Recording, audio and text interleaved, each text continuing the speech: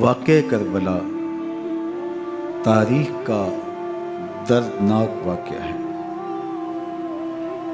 یہ اقتدار کی جنگ نہیں تھی، اقدار کی جنگ تھی۔ دو شخصیتوں کی لڑائی نہیں تھی، دو نظریات کا ٹکراؤ تھا۔ یہ حق اور باطل کا معرکہ تھا۔ یزید ظلم کا استعارہ ہے، حسین ابن علی امن کی علامت ہے۔ یزید جبر کا پتلا ہے، حسین صبر کا پیکر ہے۔ یزید اپنی بدطینت فطرت اور اپنی طبع ناہموار کے باعث دنیا پر ذلت و رسوائی، ظلم، جبر، جور و زیادتی کی علامت بن کے ابھرا، اور حسین ابن علی رضی اللہ تعالی عنہ حق و صداقت کا نشان بن کے ابھرا۔ کربلا کے تپتے ہوئے ریگزار میں حسینی اور یزیدی دو کردار سامنے آتے ہیں۔ اقبال نے کہا تھا، موسیٰ و فرعون و شبیر و یزید، ایند و قوت از حیات آید پدید۔ زندہ حق از قوت شبیری است، باطل آخر داغ حسرت میری است۔ سرخ رو عشق غیور از خون او، شوخی ای مصرع از مضمون او۔ تا قیامت قطع استبداد کر، موج خون او چمن ایجاد کر۔ یزید بہدل کی بیٹی محسون کا ناپاک بیٹا تھا، اور حسین محمد عربی کی بیٹی فاطمہ کا شہزادہ تھا۔ یزید دمشق کے اطراف میں سرجون اور جریر، اختل جیسے اوباشوں کے جھرمٹ میں پل کے جوان ہوا۔ حسین کے گھر کا دروازہ مسجد نبوی کے اندر کھلتا تھا۔ یزید نشے میں دھت ہو کر کے نمازیں چھوڑ دیتا تھا۔ حسین کی کربلا کے اندر بھی نماز تہجد قضا نہیں ہوئی۔ یزید ظلم کا دوسرا نام ہے، حسین امن کی علامت ہے۔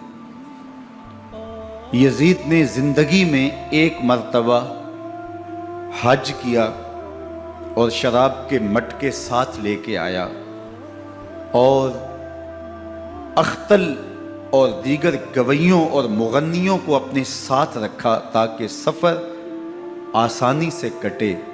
حسین ابن علی نے 25 حج سواری ہونے کے باوجود پیدل کیے۔ یزید حج بیت اللہ کے بعد مدینہ المنورہ آیا اور شراب کی ایک مجلس بپا کی۔ حضرت امام حسین رضی اللہ تعالی عنہ جب وہاں پہنچے تو شراب کی پھیلی ہوئی بدبو کو محسوس کرتے ہوئے فرمایا، یہ بو کیسی ہے؟ تو نشے میں دھت یزید بولا، یہ شام میں بنتی ہے، اور ایک جام منگوایا اور اس کو پیتے ہوئے دوسرا جام حضرت امام حسین رضی اللہ تعالی عنہ کی طرف بڑھاتے ہوئے کہا، ابا عبداللہ لیجئے۔ تو حضرت امام حسین رضی اللہ تعالی عنہ نے فرمایا، میں اس کی طرف دیکھتا بھی نہیں ہوں، اور پھر وہ عشقی اشعار پڑھنے لگا۔ جب یزید کی شراب نوشی کا منظر امام حسین رضی اللہ تعالی عنہ اپنی آنکھوں سے دیکھ چکے تھے، تو مجھے بتاؤ یزید کے ہاتھ پہ امام حسین کا پاک ہاتھ کیسے آتا؟ حضرت امام حسین رضی اللہ تعالی عنہ جس ماحول میں پلے تھے، جس ماحول میں پرورش پائی تھی، جس ماحول میں رہے تھے، وہ پاکیزہ اور تقدس مآب ماحول تھا۔ اور یزید کبھی اطراف دمشق میں، کبھی غوطہ میں، کبھی الخضرہ محل میں، اور کبھی کہاں اور کبھی کہاں داد عیش دیتا رہا اور لہو و لعب کے اندر مصروف رہا، اور اس کی زندگی ان چیزوں سے عبارت تھی۔ وہ محرمات کو حلال قرار دیتا، شراب نوشی اس کی ہڈیوں میں رچی ہوئی تھی، اور شریعت بیضا کا مذاق اڑایا کرتا۔ اور حسین ابن علی رضی اللہ تعالی عنہ کی دوستیاں جن لوگوں سے تھی وہ عبداللہ ابن عباس تھے، عبداللہ ابن عمر تھے، حضرت عبد الرحمن بن ابو بکر رضی اللہ تعالی عنہ تھے۔ یزید تو جوا کھیلتا رہا، یزید تو قمار بازی کرتا رہا، یزید تو شراب نوشی کرتا رہا، اور حسین ابن علی مسجد نبوی کے منبر میں حضور کے پہلوؤں میں بیٹھتے رہے۔ زمانے نے وہ منظر دیکھا کہ سرخ رنگ کے جوڑے پہنے ہوئے حسنین کریمین حجرہ فاطمہ سے نکلتے ہیں، کم عمری کی وجہ سے کبھی گرتے ہیں کبھی سنبھلتے ہیں، اور آقا کریم خطبہ ارشاد کر رہے ہیں، خطبہ چھوڑ کے حضور نے شہزادوں کو اٹھا لیا۔ وہ منظر بھی زمانے نے دیکھا۔ حضرت عبداللہ بن شداد کہتے ہیں کہ حضور سجدے میں تھے اور سجدہ اتنا طویل ہو گیا، ہمیں لگا یا تو وحی کا نزول ہو رہا ہے یا پھر اللہ کا حکم آ گیا اور اللہ کے محبوب کی روح قبض کر لی گئی۔ لیکن میں نے جب نظریں اٹھا کے ننکیوں سے دیکھا تو کیا منظر تھا کہ حسین ابن علی حضور کی پشت پہ بیٹھے ہوئے اور میرے آقا سجدے کو طول دے رہے ہیں۔ اللہ اکبر! حسین کے لیے پیغمبر کے سجدوں کو طول دیا جا رہا ہے۔ حسین ابن علی کبھی منبر پہ حضور کی اطراف میں بیٹھتے ہیں، وہ منظر بھی دنیا نے دیکھا کہ حضور کے مبارک کندھوں پر حسین ابن علی بیٹھے ہیں اور حضور کی زلفوں کو پکڑا ہوا ہے۔ تو حضرت عمر رضی اللہ تعالیٰ عنہ دیکھ کے کہتے ہیں واہ واہ کیسی سواری میسر آئی حسین ابن علی کو۔ تو میرے آقا مسکرا کے کہتے ہیں عمر سواری دیکھتے ہو سوار بھی تو دیکھو۔ اللہ اکبر! حضرت اسامہ بن زید بن حارثہ رضی اللہ تعالیٰ عنہ فرماتے ہیں رات کا ایک پہر گزر گیا اور مجھے حضور سے کوئی کام تھا، میں آقا کریم کی خدمت میں حاضر ہوا، در دولت پہ دستک دی، حضور تشریف لائے تو چادر اوڑی تھی، بکل کی ہوئی تھی میرے حضور نے، تو میں نے اپنی حاجت کہی تو حضور نے میری حاجت پوری کر دی۔ لیکن ایک منظر میں نے دیکھا کہ حضور نے جو چادر کی بکل فرمائی تھی اس کے اطراف میں پہلوؤں میں ابھار تھے، جس طرح اندر کوئی ہو۔ مجھ سے نہ رہا گیا، میں نے پوچھ لیا، میں نے کہا بندہ نواز چادر کے اندر کیا ہے؟ فَكَشَفَهُ، تو حضور نے چادر کو کھول دیا۔ فَإِذَا الْحَسَنُ وَالْحُسَيْنُ عَلَىٰ وَرِكَيْهِ، تو کہتے ہیں میں نے اپنی آنکھوں سے دیکھا، ایک پہلو سے امام حسین لپٹے ہوئے تھے، ایک پہلو سے امام حسن لپٹے ہوئے تھے۔ فرمایا یہ میرے بیٹے ہیں، یہ میری بیٹی کے بیٹے ہیں، اے اللہ میں ان سے پیار کرتا ہوں، تو بھی ان سے پیار کر، جو ان سے پیار کرے اس سے بھی پیار کر۔ ان کی محبت کا درس دیا، ان کے پیار کا سبق پڑھایا، کہا ان سے پیار کرنے والا میرے سے پیار کرنے والا ہے، ان سے بغض رکھنے والا میرے سے بغض رکھنے والا ہے۔ ان کی تکلیف حضور کو بے چین کر دیتی تھی۔ حضرت سیدہ فاطمہ الزہرا رضی اللہ تعالی عنہ کے گھر کے قریب سے گزرے تو حضرت امام حسین کے رونے کی آواز آ رہی تھی، تو آقا کریم علیہ السلام نے فرمایا کہ فاطمہ حسین کو چپ کرواؤ، الا تعلمی ان بقاءہ یوزینی، تو جانتی نہیں حسین کا رونا مجھے دکھ دیتا ہے۔ حسین ابن علی کو حضور رونے نہیں دیتے تھے، ان کو دکھی نہیں ہونے دیتے تھے، کیونکہ رسول اللہ صلی اللہ علیہ وسلم جانتے تھے کہ یہ کتنے دکھ سہے گا، کتنی تکلیفوں سے گزرے گا اور کتنے مصائب سہے گا۔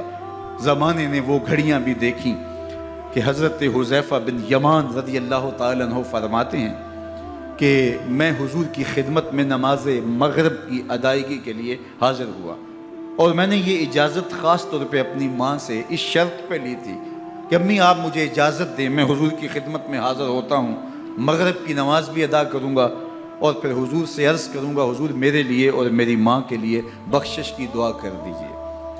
ماں نے اس شرط پہ اجازت دے دی اور میں حضور کی خدمت میں آ گیا، نماز مغرب ادا کی، سلام پھرا تو میرے دل میں آرزو تھی میں حضور سے عرض کروں حضور میرے لیے اور میری ماں کے لیے مغفرت کی بخشش کی دعا کر دیں، لیکن حضور عبادات میں ذکر میں نوافل میں ایسے مشغول ہوئے کہ میں آرزو رکھنے کے باوجود بھی عرض نہ کر سکا۔ خیر نماز عشاء کا وقت ہوا، اذان پکاری گئی، حضور مصلی پہ آئے، نماز پڑھی، سلام پھرا، تو میرے دل میں پھر خیال آیا کہ ماں سے ایک نماز کی چھٹی لی تھی، نمازیں بھی 2 ہو گئیں، ماں نے جاتے پوچھنا ہے حضور سے میرے لیے اور اپنے لیے مغفرت کی بخشش کی دعا کروائی تھی تو کیا جواب دوں گا؟ اور حضور اٹھے اور کاشانہ اقدس کی طرف چل دیے۔ اب میرے دل میں یہ خیال رہ کے آ رہا تھا کہ ماں کو کیا جواب دوں گا؟ میں تو حضور سے بخشش و مغفرت کی دعا کروا ہی نہیں سکا۔ جب حضور چل پڑے تو غیر ارادی طور پہ میں بھی حضور کے پیچھے چل پڑا۔ چلنے میں تھوڑی سی رفتار تیز ہو گئی جس سے قدموں کی آہٹ پیدا ہوئی، تو جب آواز پیدا ہوئی تو حضور نے رخ پھیرے بغیر فرمایا من ھذا، میرے پیچھے پیچھے کون آ رہا ہے؟ پھر خود ہی کہا حذیفہ تو نہیں؟ تو میرا دل دھڑک رہا تھا، قلت نعم، میں نے کہا جی جی حضور میں حذیفہ ہوں۔ فرمایا ما حاجتوں کا غفر اللہ لکا ولأمک، کیا کام ہے؟ اللہ تجھے بھی بخش دے، تیری ماں کو بھی بخش دے۔ اب جو کام تھا وہ جنبش لب سے پہلے ہی ہو گیا، یہاں تو لفظوں کا سہارا بھی نہیں لینا پڑتا، وہ بند لبوں کی بولیاں بھی سنتے ہیں۔ اقبال بولا ہے فروغت صبح آثار و دہور، چشم تو بینندائے ما فی الصدور، تیری نظر تو سینوں کے چھپے راز بھی دیکھتی۔ تو کہا ما حاجتوں کا غفر اللہ لک ولأمک، اللہ تجھے بخش دے، تیری ماں کی بھی مغفرت کر دے، کیا کام ہے؟ اب جو کام تھا وہ تو ہو گیا۔ تو میرے حضور نے ارشاد فرمایا حذیفہ سنو، ابھی ایک فرشتہ آیا ہے جو اس سے قبل دھرتی پر پہلے کبھی نہیں آیا، آج پہلی مرتبہ اللہ سے اجازت لے کے 2 کام کرنے آیا ہے۔ ایک تو مجھے سلام کرنے آیا ہے اور دوسرا خوشخبری دینے آیا ہے کہ آپ کی بیٹی فاطمہ جنتی عورتوں کی سردار ہے اور حسن اور حسین جنتی جوانوں کے سردار۔ ایک طرف یزید ناپاک میسون کا پلید بیٹا اور ایک طرف محمد عربی کا نواسا، فاطمہ کے دودھ کا اثر، علی المرتضیٰ کے خون کی تاثیر، رسول اللہ صلی اللہ علیہ وسلم کے کندھوں پہ بیٹھنے والا۔ ایک دن حضور نے امام حسین رضی اللہ تعالیٰ عنہ کے ہاتھ پکڑ لیے اور ان کے پاؤں اپنے پاؤں پہ رکھے اور پھر فرمایا بیٹے آگے بڑھو، اور ان کے پاؤں حضور کی پنڈلیوں پہ آئے۔ پھر کہا بیٹے اور آگے بڑھو، حتیٰ کہ ان کے پاؤں حضور کی رانوں پہ آئے۔ پھر فرمایا بیٹا اور آگے بڑھو، تو ان کے پاؤں حضور کے مبارک بطن اقدس پہ آئے۔ پھر بازوؤں کو کھینچ کے اپنے قریب کیا اور حسین ابن علی کے منہ میں اپنی زبان رکھ دی، اور وہ اس طرح چوس رہے تھے جس طرح کھجور چوسی جاتی ہے۔ تو اللہ کے محبوب علیہ السلام نے حسین ابن علی کو اپنی زبان کا لعاب دہن دے کر کے، وہ شیر رحمت دے کر کے، وہ کوثر و تسلیم سے پاکیزہ تر آب رحمت عطا کر کے ان کی ہمیشہ کے لیے پیاس بجھا دی، تاکہ کل کربلا کے تپتے ہوئے ریگزار میں حسین ابن علی کو پیاس کی شدت تنگ نہ کرے اور پائے استقلال میں لغزش نہ آنے پائے۔ ان نازوں سے پالے ہوئے حسین کو، ان محبتوں سے پالے ہوئے حسین ابن علی کو امتحان بھی اتنے بڑے درپیش تھے۔ یاری تیری سونا پر ازمیشاں تیریاں اگ، سونا پرکھیا جامدہ ہے نال اگاں دے لگ۔ جتنا بڑا شخص ہوتا ہے اتنی آزمائشیں بھی بڑی ہوتی ہیں۔ پیغمبر رحمت کی آغوش میں کھیلنے والا، حجرہ فاطمہ کا جانشین، مصلی رسول کا وارث، منبر رسول صلی اللہ علیہ وآلہ وسلم پر حضور کے مبارک پہلو اور گود میں بیٹھنے والا حسین، حضور کی زبان چوسنے والا حسین، حضور کے کندھوں پہ سواری کرنے والا حسین، آقا کریم علیہ السلام کے مبارک سجدے کی حالت کے اندر حضور کی پشت پہ کھیلنے والا حسین، جس حسین کا دروازہ مسجد نبوی کے اندر کھلتا تھا اور یزید کی کرتوتوں کے چشم دید گواہ تھے۔ یزید جب تخت نشین ہوتا ہے تو اسے یہ فکر ہوتی ہے کہ امام حسین عبداللہ بن زبیر، عبداللہ بن عمر، عبداللہ ابن عباس یہ میری بیعت کرے. اور وہ ولید بن عقبہ کو لکھتا ہے کہ ہر صورت میں ان کی بیعت لو، اور اگر بیعت نہ دیں تو سختی کرو. حضرت امام حسین رضی اللہ تعالی عنہ کو بلاوا آتا ہے کہ آپ کو دارالامارت میں گورنر ہاؤس میں بلایا جا رہا ہے. ولید بن عقبہ کا پیغام آپ کو پہنچتا ہے. آپ اس وقت فرماتے ہیں کہ اس وقت جو پیغام پہنچا ہے وہ کسی خطرے سے خالی نہیں ہے. تو کچھ سواروں کو ساتھ لیا، کہا تم دارالامارت کے باہر کھڑے رہنا، اگر میری آواز بلند ہوئی تو اندر آ جانا، ورنہ تم انتظار کرنا. آپ اندر گئے. ولید بن عقبہ نے مروان کو بھی بلایا تھا.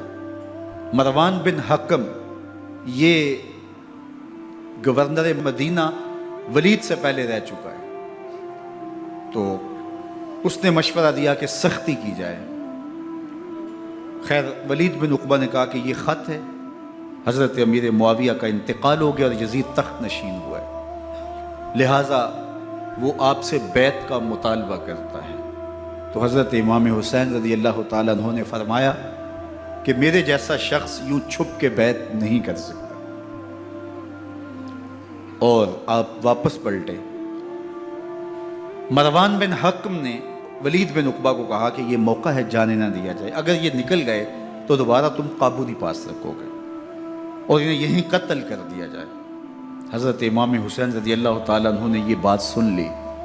کہتے ہیں حضرت امام حسین انہی قدموں کے بل واپس پلٹے اور مروان بن حکم سے مخاطب ہو کے کہا، مروان کیا بول رہا ہے؟ وہ خاموش ہو گیا. فرمایا تو جانتا نہیں ہم کون ہیں؟ آنا حسین ابن علی ابن ابی طالب، میں حسین ہوں، میں علی کا بیٹا ہوں. ہمارے گھر میں قرآن اترتا رہا ہے، وحی کا نزول ہوتا رہا ہے، اور یزید فاسق ہے، فاجر ہے، مسلمانوں کا قاتل ہے اور شرابی ہے. میں ڈنکے کی چوٹ پہ یزید کی بیعت سے انکار کرتا ہوں. بس حیدری کچھار سے محمدی شیر نکل آیا ہے. اب اوسان خطا ہو گئے، راستہ چھوڑ دیا، واپس آئے. سیدہ زینب سے ملے، کہا مدینے کو چھوڑنا پڑے گا. کہا بھیا کیا ہوا؟ کہا یزید بیعت لینے پہ مصر ہے اور میں کسی صورت بھی بیعت نہیں کروں گا. رسول اللہ کا مدینہ ہمارے خون سے لالہ زار بنے گا. میں نہیں چاہتا کہ حضور کے شہر نور کی حرمت پامال ہو. دوستو وہ کیسا منظر ہوگا جب حسین ابن علی نے آخری حاضری حضور کے روضے پہ دی ہو.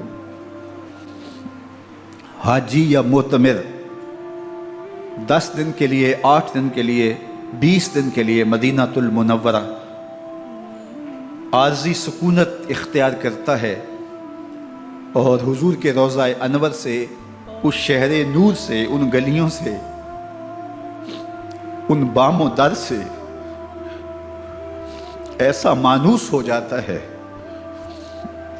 کہ جب واپس پلٹ رہا ہوتا ہے ان دعاؤں کے ساتھ کہ دوبارہ آنا بھی نصیب ہو، اور اسے لگتا ہے کہ میں دوبارہ بھی بلایا جاؤں گا، لیکن اس کے باوجود شہر حبیب چھوڑنا قیامت سے کم نہیں ہوتا.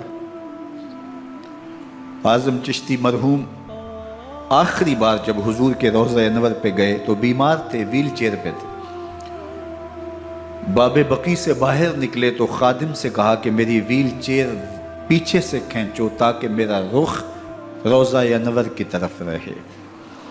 اور وہ پیچھے سے کھینچتا چلا جا رہا ہے، اور جب باب مکہ سے پیچھے جنت البقیع کے قریب سے گنبد خضرا نگاہوں سے اوجل ہونے لگا تو اعظم چشتی مرحوم نے کہا، جاں بدن سے نکلتی ہے اعظم، جاں بدن سے نکلتی ہے اعظم، کوئی آسان ہے مدینے سے جدا ہونا، کوئی آسان ہے مدینے سے جدا ہونا. یہ اس شخص کی کہانی ہے جو 10 دن، 5 دن، مہینہ، 2 ماہ وہاں رہتا ہے اور پھر اس شہر کو چھوڑ کے آنا اس کے لیے آسان نہیں ہوتا.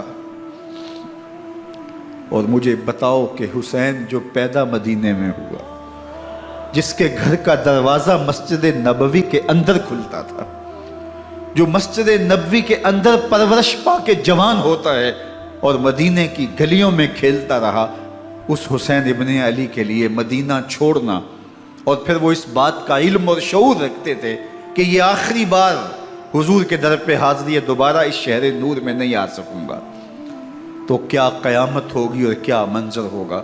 محمد بن حنفیہ کے علاوہ خاندان نبوت کے جتنے لوگ تھے ان سب نے شہر مدینہ کو الوداع کہا، اور رات کے موقع میں مدینہ المنورہ کو، مسجد نبوی کو چھوڑ کر کے مکہ کی جانب عازم سفر ہوئے۔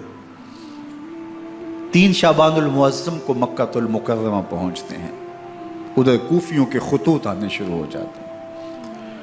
حضرت امام حسین رضی اللہ تعالیٰ عنہ مسلم بن عقیل رضی اللہ تعالیٰ عنہ کو صورتحال معلوم کرنے کے لیے بھیج دیتے ہیں۔ 40,000 کوفی آپ کے ہاتھ پہ بیعت کر دیتے ہیں۔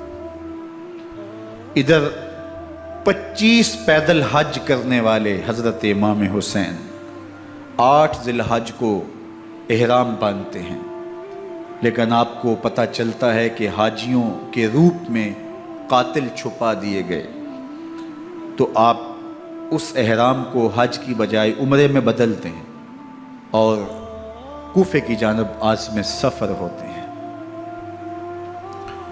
کائنات والو، ذرا سینے پہ ہاتھ رکھ کے دیکھو کہ یہ کتنا مشکل مرحلہ تھا۔ اس دین کی آبرو کو بچانے کے لیے حضرت امام حسین رضی اللہ تعالیٰ عنہ نے کتنا بڑا قدم اٹھایا۔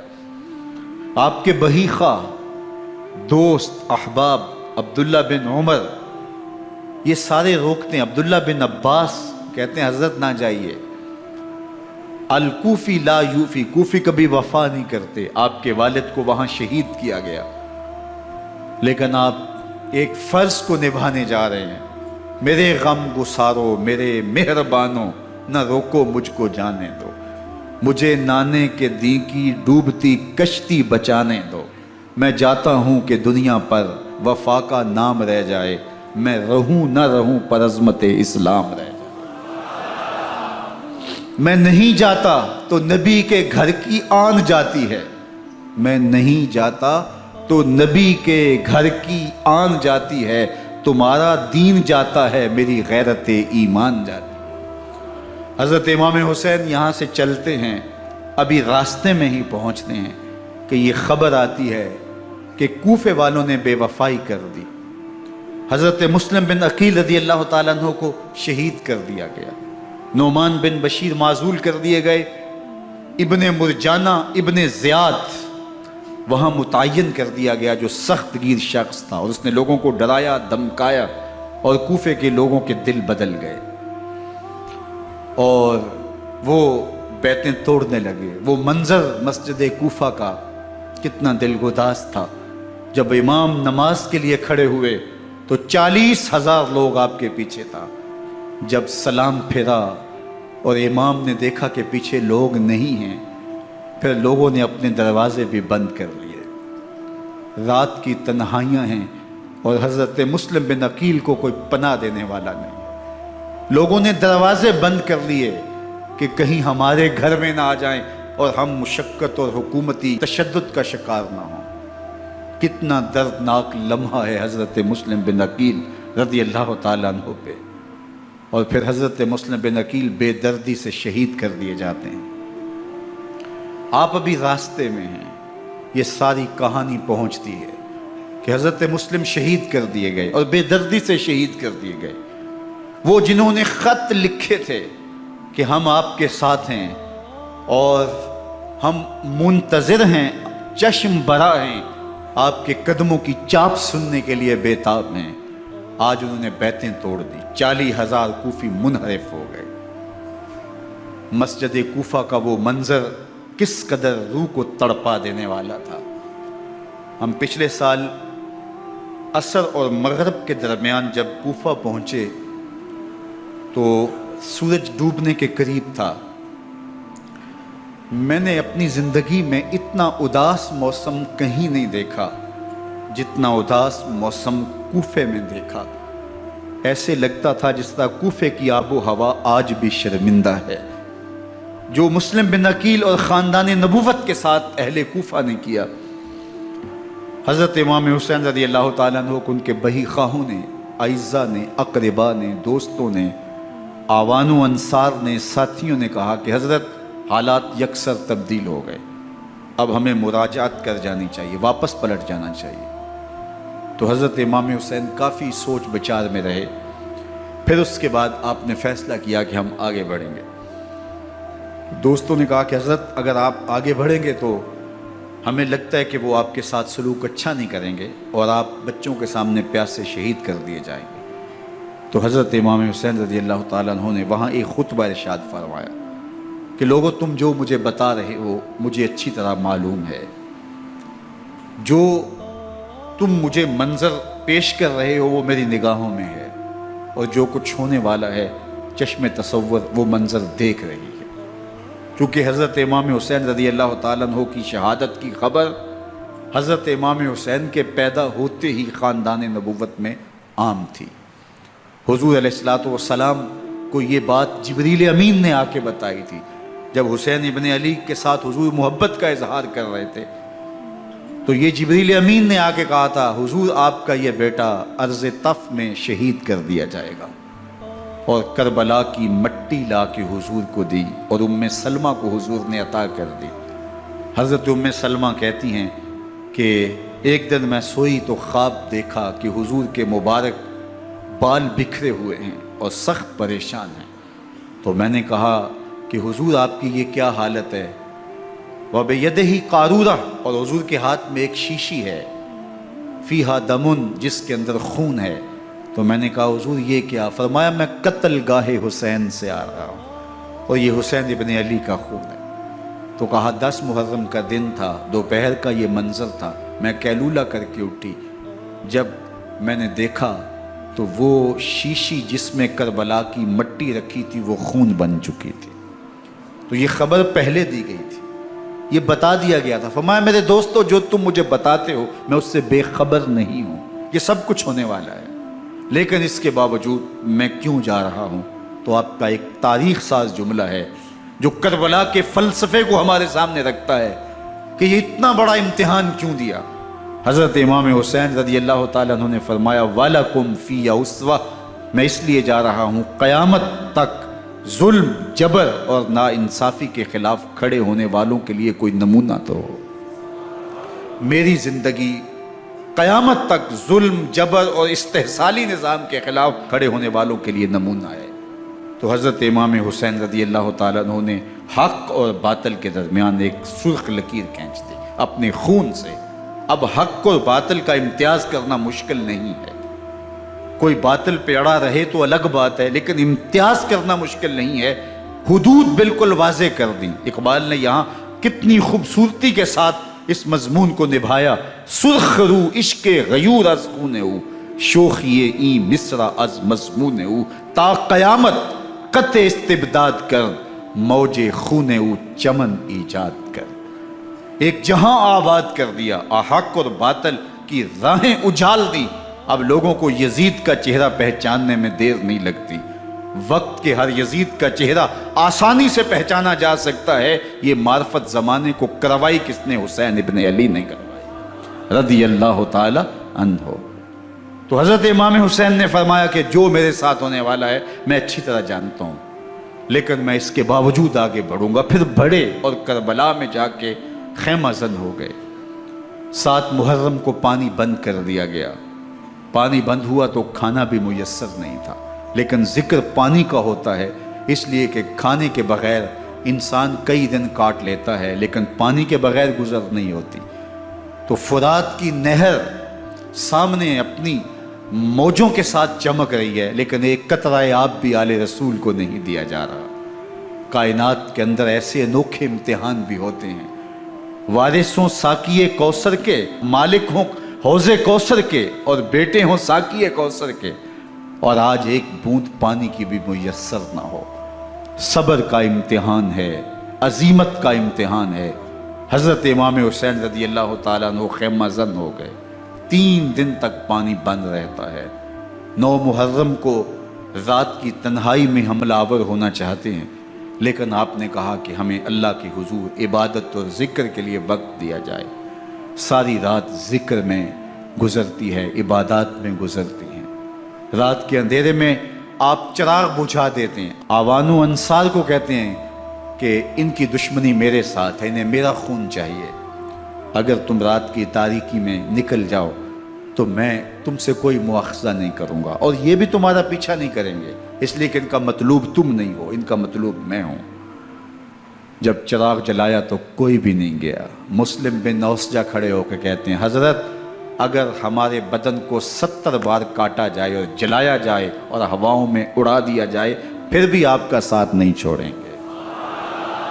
70 سال کے بوڑھے ہیں حبیب بن مظاہر، کہتے ہیں حضرت آپ کو چھوڑ کے جائیں کہاں، آپ کو چھوڑ کے جائیں کہاں؟ کوئی ساتھ چھوڑنے کے لیے تیار نہیں ہے۔ پیاس ہے، سخت گرمی ہے، کربلا کا ماحول ہے، 72 افراد اور خاندان کی خواتین میدان کربلا میں خیمہ زن ہیں۔ دوسری طرف لشکر اعداء اشقیا 22,000 کی تعداد میں مقابلے میں، ایک روایت 30,000 کی ہے۔ ان صرف 72 پیاسے لوگوں کے لیے اتنے لوگوں کو جمع کرنے کا مقصد خوف زدہ کرنا تھا۔ شرط ہے کہ یزید کی بیعت کر لیں، محاصرے توڑ دیں گے، پانی دستیاب ہوگا، اعزاز و اکرام سے نوازا جائے گا، خزانوں کے منہ کھول دیے جائیں گے۔ لیکن حسین ابن علی کہتے تھے سب کچھ لٹ جائے گا، باطل کے ہاتھ پہ ہاتھ نہیں رکھوں۔ اللہ اکبر۔ اب صبح طلوع ہوتی ہے، عاشور کا دن چڑھتا ہے، سورج اپنی پوری تمازت کے ساتھ گرمی برسا رہا ہے۔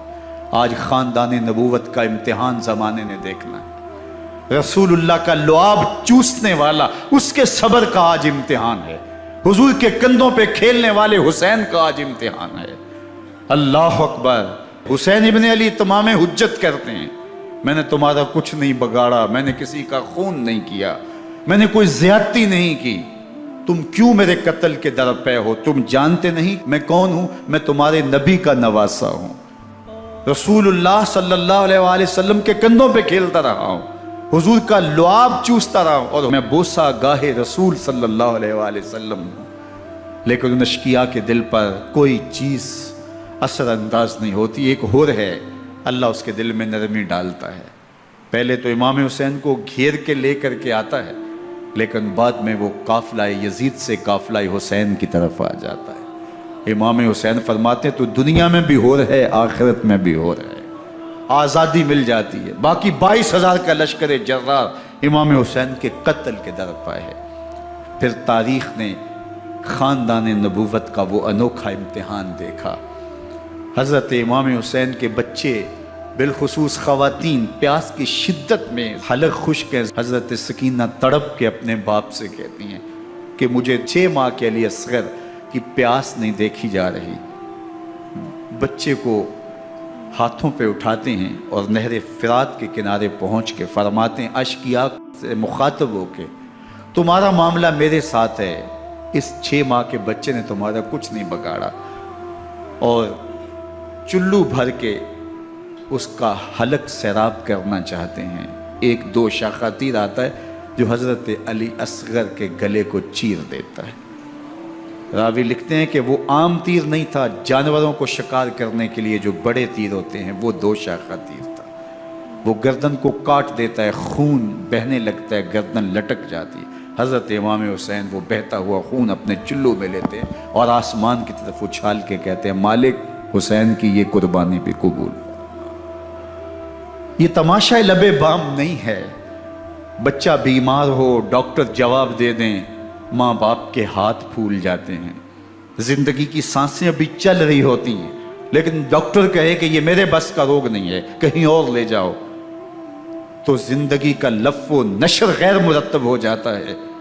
میں سلام پیش نہ کروں حسین ابن علی کو، 6 ماہ کا علی اصغر ہاتھوں میں دم توڑتا ہے، گردن لٹک جاتی ہے، خون بہہ رہا ہے۔ اب خیموں کی طرف بڑھ رہے ہیں لیکن زبان پہ شکایت نہیں ہے، کہتے ہیں مالک حسین کی یہ قربانی قبول کر لے۔ اب خیموں کی طرف آنا، شہر بانوں ام رباب سیدہ زینب حضرت سکینہ سلام اللہ علیہا کا سامنا کوئی آسان کام نہیں تھا، لیکن حسین ابن علی آتے ہیں، شہزادے کو یہاں خیموں کے قریب رکھ کے کہتے ہیں کہ یہ حوض کوثر سے سیراب ہو گیا ہے۔ اللہ اکبر، کوہرام مچ جاتا ہے خیموں کے اندر، کیا منظر ہوگا اور ان کو کن الفاظ کے پیرائے میں ڈھال کر کے ان کیفیات کو بیان کیا جا سکتا ہے جو اہل بیت کے خیموں کے اندر علی اصغر کی شہادت کے بعد کا منظر رقم ہو رہا ہوگا۔ اللہ اکبر، ادھر اشکیا آوازیں دے رہے ہیں، مبارزت کے لیے پکار رہے ہیں۔ زمانے نے پھر وہ منظر بھی دیکھا کہ جوان بیٹے کو 18 سال کی کمائی حضرت امام حسین میدان عمل میں بھیج رہے ہیں۔ وہ علی اکبر جو حسین کا نور نظر ہے، آنکھوں کا قرار ہے، دل کی تسکین ہے۔ اور پھر حضرت علی اکبر جب گھوڑے کی زین سے فرش زمین پہ گرتے ہیں تو باپ کو آواز دیتے ہیں، اور حضرت امام حسین جو ہے وہ آگے جا کے بیٹے کی لاش اٹھاتے ہیں۔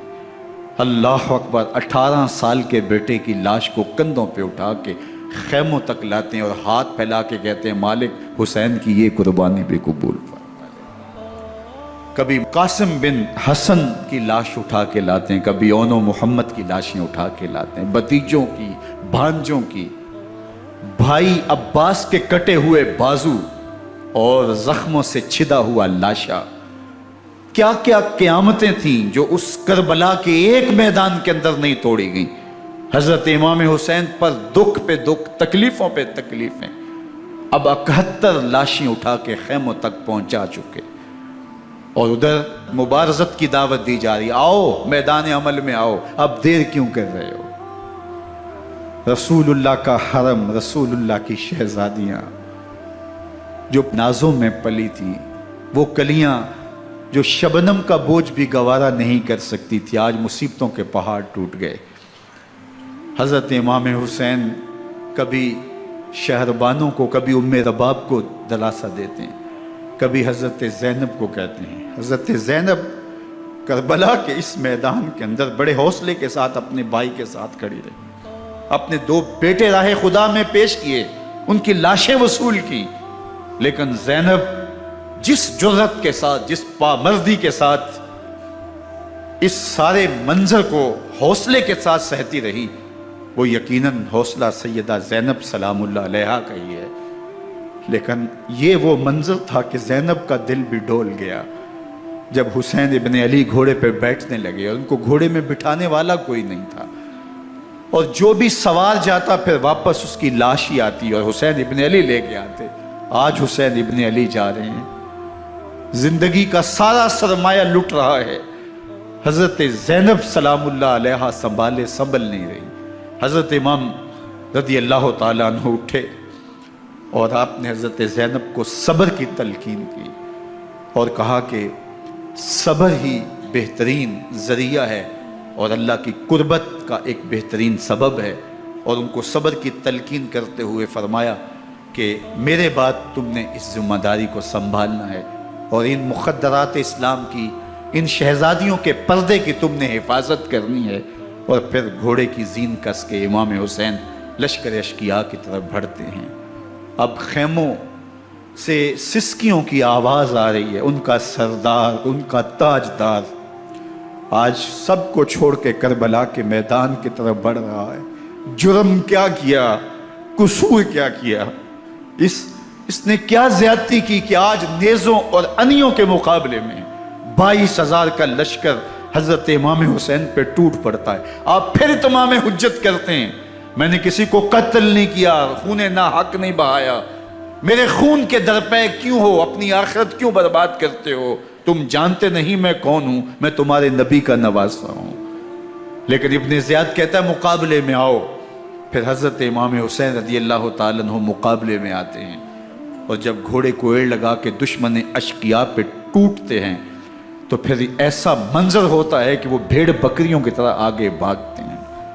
71 زخم کلیجے پہ لیے شجاعت کا یہ پیکر جب میدان میں آتا ہے، آواز آتی، یہ کون ذی وقار ہے، بلا کا شاہ سوار ہے، لباس ہے پھٹا ہوا غبار سے اٹا ہوا، تمام جسم نازنی چدا ہوا کٹا ہوا، یہ نبی کا نور عین ہے، یہ بالیقین حسین ہے، یہ حسین ابن علی ہے رضی اللہ تعالیٰ عنہ۔ پھر چاند بادلوں میں گھر جاتا ہے، شامی غنڈے تیر برساتے ہیں، تلواروں سے آپ کے بدن پر ضربیں لگاتے ہیں اور نیزوں سے آپ کے بدن کو پرو دیتے ہیں۔ جب آپ کا پیراہن بعد میں اتارا گیا تو آپ کے پیراہن میں 122 سوراخ تیروں کے تھے، 33 زخم تلواروں کے اور 34 گھاؤ نیزوں کے تھے۔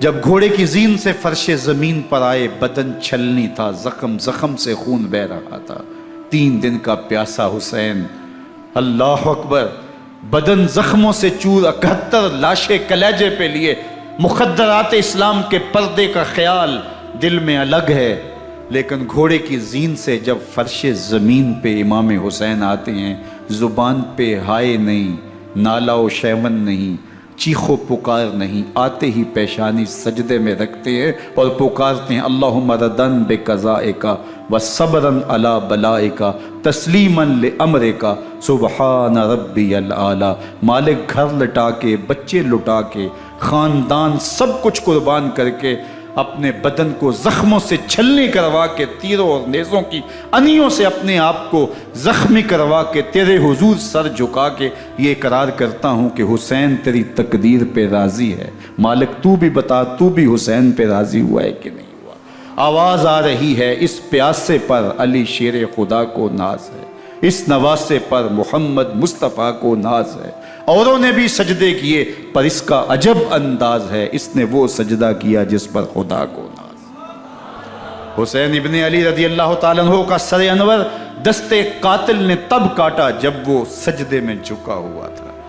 یزید نے کہا میں بیعت لوں گا، امام حسین نے کہا کبھی بھی نہیں دوں گا، یہ سر کٹ سکتا ہے جھک نہیں سکتا۔ سر کاٹ کے نیزے کی نوک پہ چڑھا دیا گیا اور یہ اس بات کا اعلان تھا کہ ہم جیت گئے اور حسینی ہار گئے، اور لشکر یزید میں غوغا مچ گیا، نقارے بجنے لگے کہ ہم جیت گئے، دیکھو امام حسین شہید کر دیے گئے، اور سر کاٹ کے نیزے کی نوک پہ چڑھایا گیا۔ لیکن لشکر یزید سے ہی آواز آئی یہ کیسا سر ہے جو کٹ کے بھی سر بلندی ہے، کٹ گیا ہے پھر بھی اونچا ہے، اللہ اکبر، یہ سر سجدے میں کٹا ہے، رب کے حضور عبادت کی حالت میں کٹا ہے۔ حسین آج بھی سجدے میں ہے، اللہ اکبر، حسین آج بھی سجدے میں ہے، بلکہ کٹے ہوئے سر کا رخ زمین کی جانب تھا اور کٹی گردن آسمان کی طرف، یوں نیزے پہ پرویا گیا۔ اللہ اکبر، ایک شاعر نے نقشہ کھینچا، بآنکھ سر نیزے پہ اور سوئے زمیں ہے روح، یعنی سجدہ ثانی کی ہے آرزو۔ رکعت کے 2 سجدے ہوتے ہیں، ابھی ایک سجدہ ہوا تھا کہ دست قاتل نے سر کاٹ دیا، کہا حسین کی پیشانی میں دوسرے سجدے کی تمنا مچل رہی۔ یہ تھا حسین ابن علی کا سجدہ، ساری زندگی رب کے حضور سجدہ قضا نہیں ہونے دیا۔ آج پانی نہیں ہے، اللہ اکبر، آج تیمم کر لیتے ہیں، آج اپنے خون کو اوڑھ کر کے حسین نے اپنی پیشانی اپنے مالک کے حضور جھکا کر کے عظیمت کی وہ انوکھی داستان رقم کر دی کہ صدیاں گزرنے کے باوجود بھی ان کی یادوں کے چراغ روشن ہیں۔ جب حضرت امام حسین اور دوسرے آیان و انصار کو شہید کر دیا گیا تو ان کے سر نیزوں کی نوک پہ چڑھا دیے گئے۔ حضرت امام حسین کا کٹا ہوا سر اور باقی 71 افراد کے کٹے ہوئے سر نیزوں کی نوک پہ، اور 10 سواروں کو ابن سعد نے کہا کہ ان کو رون دو، اور گھوڑوں کی ٹاپوں تلے حضرت امام حسین رضی اللہ تعالیٰ عنہ اور ان کے آوان و انصار کو جو ہے وہ روندا گیا، حتیٰ کہ ان کی استخوان مبارک، ان کی ہڈیاں بھی چور چور ہو گئیں۔ روننے سے قبل ان کا لباس اتار لیا، ان کے کپڑے اتار لیے گئے۔ اللہ اکبر، کیسی دردناک گھڑیاں تھیں۔ یزید کا صرف یہی بد کرداری کا مرحلہ نہیں تھا، اس کربلا کے صحرا کے اندر یزید نے جس طرح امام حسین رضی اللہ تعالیٰ عنہ کو شہید کیا اور حضرت امام حسین کے خاندان کو شہید کیا، جب مدینہ المنورہ پر یزید نے مسلم بن عقبہ کو مقرر کیا، جس کو بزرگوں نے مصرب بن عقبہ کہا ہے، تو اس کو کہا 3 دن تک مدینے کا حرم تمہارے لیے حلال ہوگا، جو چاہو تم کرنا، اور شامی فوجوں کو اجازت ہوگی۔ تو وہاں بھی انہوں نے 10,000 تابعین اور 700 صحابہ کو شہید کیا۔ حضرت ابو سعید خدری رضی اللہ تعالیٰ عنہ گھر سے باہر نکلے، کافی بوڑھے ہو چکے تھے، تو انہوں نے حضرت ابو سعید خدری کو پکڑ لیا، کہا تم کون ہو؟ کہا مجھے ابو سعید خدری کہتے ہیں۔ تو کہا ہاں تمہارا نام سنا ہے، اور داڑھی سے پکڑ کے کھینچا اور کہا کہ ہے تمہارے پاس جو ہمیں دو؟ تو کہا کہ میرے پاس تو کچھ بھی نہیں، میں تو فقیر آدمی ہوں۔ تو ان کے گھر ان کو لے گئے، تو 2 کبوتر رکھے تھے حضرت ابو سعید خدری نے، تو وہ کبوتر لوٹ کے لے گئے۔ اللہ اکبر۔ حضرت ابن سنان رضی اللہ تعالیٰ عنہ کو، جو حضور کے علم بردار تھے فتح مکہ کے دن، ان کو ستو پہلے پلائے اور پھر ان کی گردن کاٹی گئی، اور کہا یہ ہے وہ ستو جو تم زندگی میں آخری بار پیو گے۔ ایک گھر میں داخل ہوئی شامی فوج، تو ایک خاتون کے ابھی بچہ پیدا ہوا تھا، اور قابلہ نے، دائیا نے وہ بچہ ماں کی چھاتی پہ لٹایا، اور وہ ماں کا پہلا دودھ پی رہا تھا۔ تو یہ جا کے کہنے لگے نکالو تمہارے پاس جو کچھ ہے۔ تو اس خاتون نے کہا تم جانتے ہو یہ بچہ کون ہے؟ تو انہوں نے کہا ہم نہیں جانتے۔ کہا یہ حضرت ابن ابی کبشہ انماری رضی اللہ تعالیٰ عنہ کا بچہ ہے، اور یہ وہ صحابی ہیں کہ جو بیت الشجرہ کے موقع پہ حضور کے ہاتھ پہ بیعت کرتے ہیں۔ انہوں نے اس چیز کا لحاظ نہ کیا کہ جو کچھ ہے وہ ہمیں دو، ورنہ تیرے بچے کو نہیں چھوڑیں گے۔ تو ماں بچے سے مخاطب ہو کے کہتی ہے، ابھی بچہ پیدا ہوا ہے اور ماں سے پہلا دودھ پی رہا ہے، کہ بیٹے اگر میرے پاس کچھ ہوتا، وہ قیمتی سے قیمتی چیز بھی ہوتی، تیری جان کے لیے قربان کرتی، لیکن اس وقت میرے پاس کچھ ہے نہیں۔ تو ایک شکی آگے بڑھا اور بچے کو ایک ٹانگ سے پکڑ کے کھینچ کے دیوار کے ساتھ پٹک کے مارا، جس سے دماغ کا بھیجا نکل گیا۔ کیا کیا زیادتیاں نہیں کی۔ 700 صحابہ حرہ کے واقعہ میں شہید کیے یزید نے، اور 10,000 تابعین شہید کیے۔ مسجد نبوی میں ممبر رسول کے ساتھ گھوڑے باندھے، اور وہ ممبر رسول اور مصلی رسول کے قریب لید کرتے رہے۔ حضرت سید عبد المسیب فرماتے ہیں میں نابینا تھا اور حضور کے روضہ انور کے پاس بیٹھا تھا، اور یزید کے سپاہی آتے، جو بھی مسجد میں نظر آتا پکڑ کے لے جاتے، مجھے نابینا سمجھ کے چھوڑ دیتے، لیکن میں پریشان تھا کہ ظہر کا وقت ہوگا، عصر کا وقت ہوگا، مغرب عشاء کا وقت ہوگا، نہ اذان نہ اقامت نہ جماعت، تو کیسے مجھے پتہ چلے گا کہ نماز کا وقت ہو گیا، اور کیسی میری نمازوں کا کیا بنے گا؟ میں اس فکر میں بیٹھا تھا۔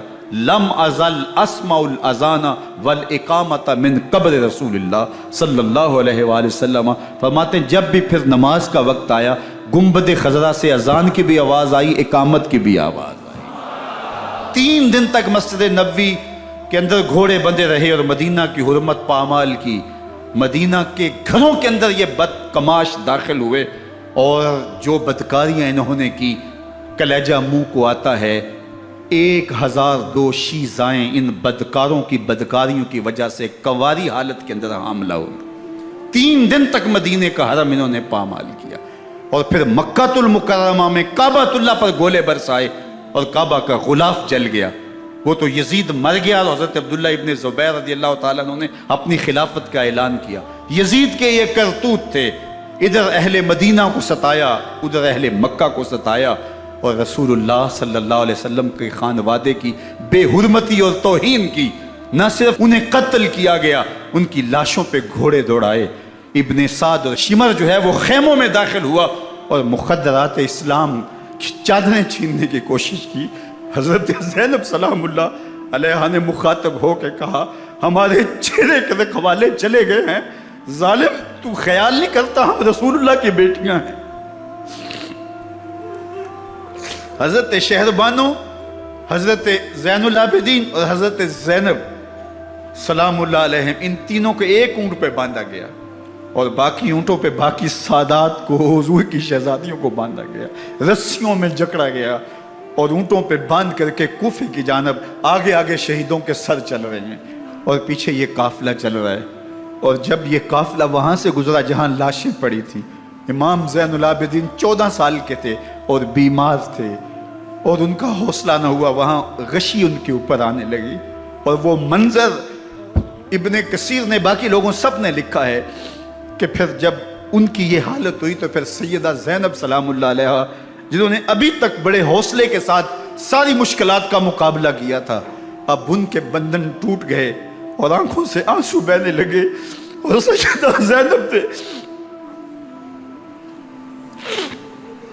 امام حسین رضی اللہ تعالیٰ عنہ کی لاش پہ کھڑے ہو کے، اور وہ روندی ہوئی لاش، ٹوٹی ہوئی ہڈیاں، اور وہ پریشاں بدن، کٹا ہوا سر نیزے کی نوک پہ، اور لاش یہ پڑی ہے، تو حضرت سیدہ زینب نے مدینے کی طرف منہ کر کے جو ہے وہ حضور سے فریاد کی، یا محمد آہو، یا محمد آہو، ھذا حسین بالآراء مزمل بالدماء، یا محمد آہو بناتوں کا سبایا۔ یا رسول اللہ، اے پیارے آقا، یا جد آہو، اے ہمارے نانا محترم، یہ دیکھیے آپ کا حسین پڑا ہوا ہے، بدن سے کپڑے اتار لیے گئے، خاک ہوائیں اڑا رہی ہیں، اور اس کے اوپر چادر جو ہے وہ مٹی کی پڑ گئی ہے۔ حضور آپ کی اولاد کاٹ دی گئی، اور پھر کہا بناتوں کا سبایا، حضور دیکھیے آپ کی بیٹیوں کے ہاتھ باندھ دیے گئے ہیں، اونٹوں پہ کس دیا گیا ہے، سر شہیدہ آگے آگے چل رہے ہیں، اور حضرت سیدنا امام حسین کا آگے آگے سر ہے۔ راستے کے اندر ایک جگہ آئی، رات گزری اور ان کو اتارا گیا۔ رات کا موقع تھا، ایک خاتون آئی اور اس نے کوئی کھانا پیش کیا ان کو، اور کہا کہ میں کسی زمانے میں حضرت سیدہ فاطمہ الزہرا کی نوکری کیا کرتی تھی، ان کی لونڈی تھی، ان کی کنیز تھی، اور آج مجھے پتہ چلا کہ آپ لوگ گزر رہے ہیں، تو میں نے کہا کہ میں اپنی مخدومہ کے خاندان کی خدمت کروں۔ اور پھر اس نے کہا کہ اس وقت سیدہ کی گود میں ایک 6-7 ماہ کی بچی تھی جس کو زینب کہا کرتے تھے، تو سیدہ زینب نے کہا کہ اماں اگر پہچانتی ہو تو وہ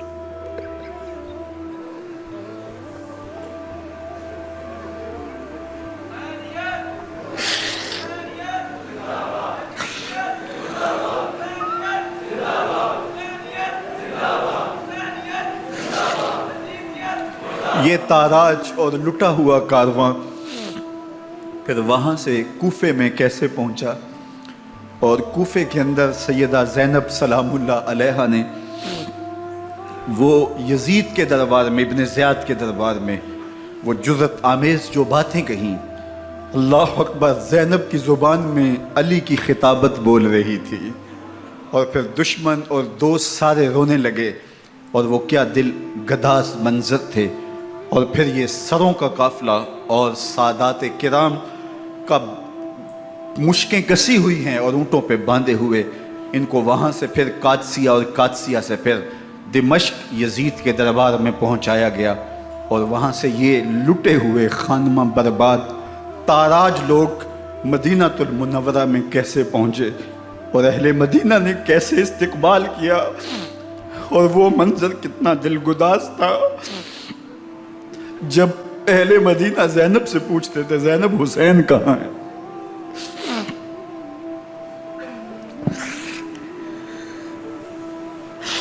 بے مروت بے وفا، تیرا بھی کیا افسانہ ہے، جس نے اپنی ہی شمع کو گل کیا تو وہ پروانہ ہے۔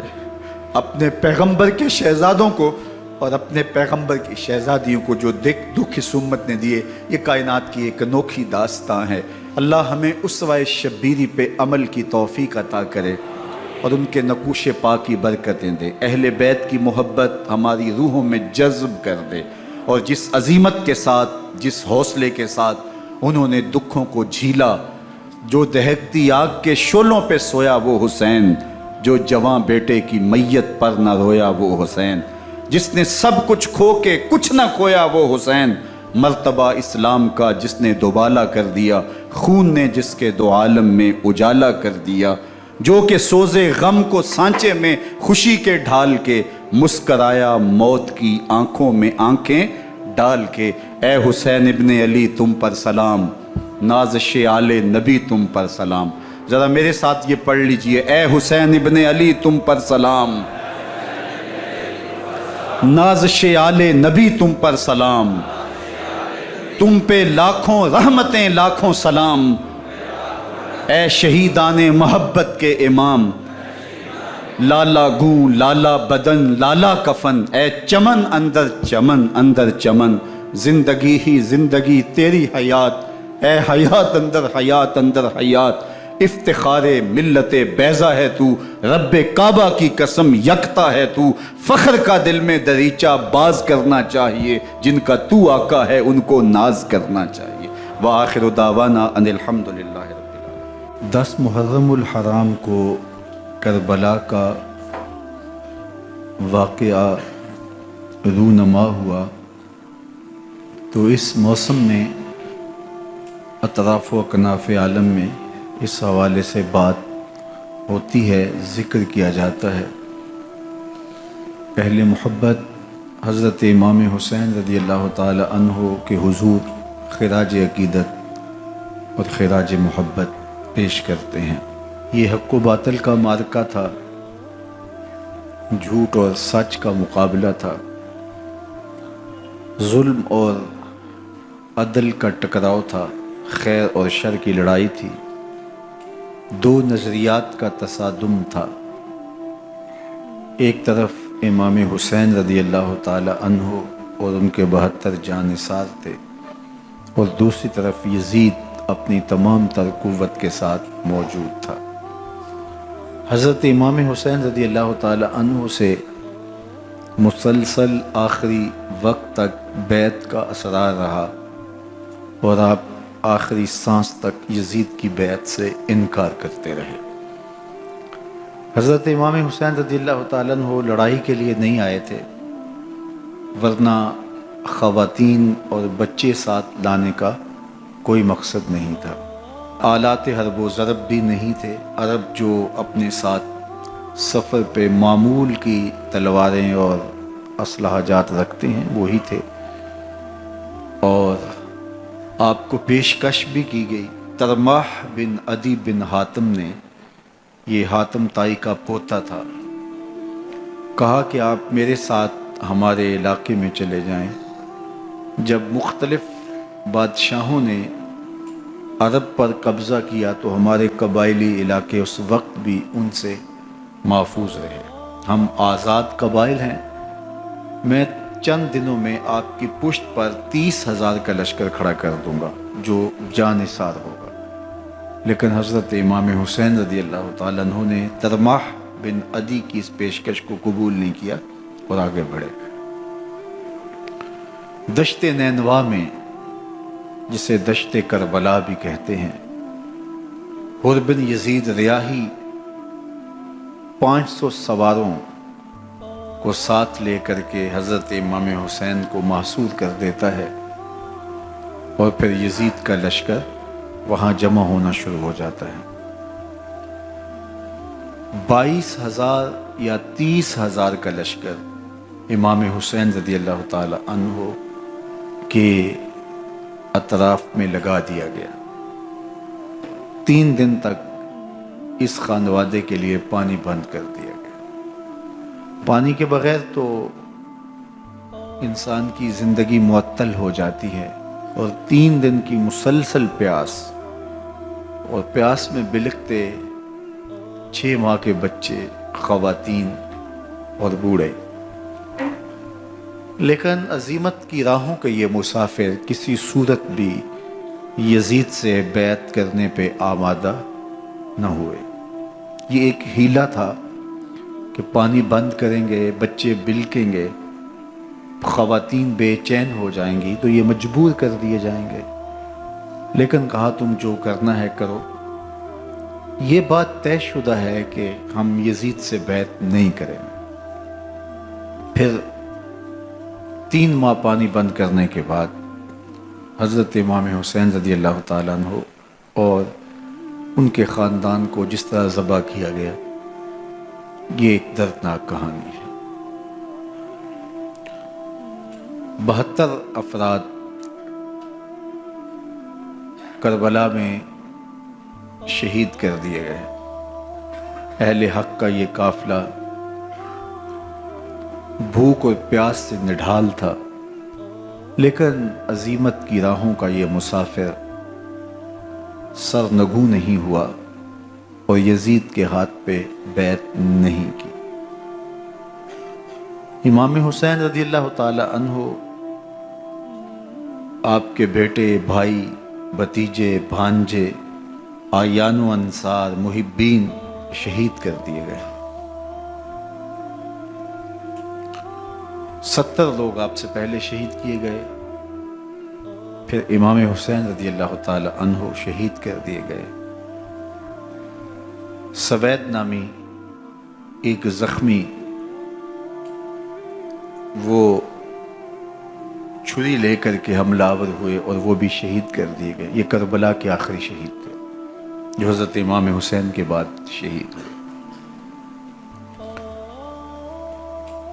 لیکن ان کی خون آشام تلواروں کی ابھی پیاس نہیں بجھی، اور ان کی آتش غیظ و غضب ابھی ٹھنڈی نہیں ہوئی۔